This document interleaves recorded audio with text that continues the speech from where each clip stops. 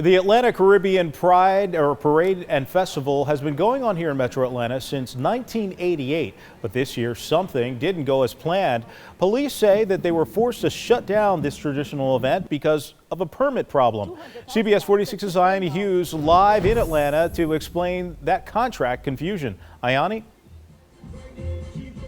That's right, guys. The Atlanta Caribbean Festival is an ongoing tradition for the city of Atlanta. Unfortunately, yesterday it was shut down a few hours early on one of its biggest days, all because of what seems to be a miscommunication.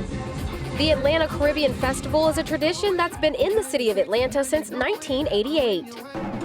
But Sunday evening, for the first time ever, the festival was shut down early. The problem that we had for Sunday is that the police officers were giving us 10 officers, which we never had in the past, because Sunday was way smaller than the Saturday. So they talked to the officer in charge, asking to reduce the number of officers provided to 5. Officers negotiated with the carnival treasurer and agreed to pay $2,400 in cash up front.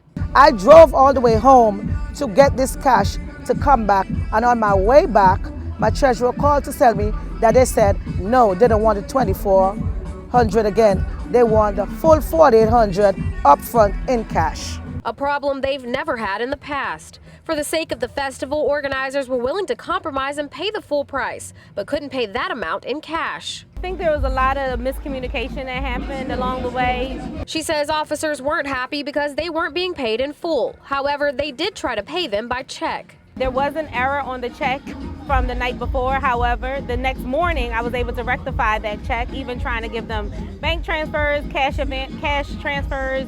And no matter what I did to rectify it, they were not satisfied. At that point, without the amount of cash the officers requested, there wasn't enough protection, so the festival was shut down for the rest of the day.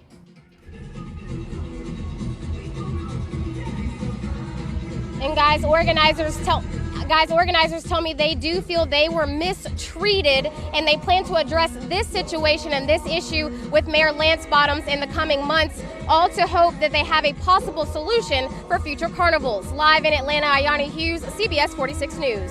Still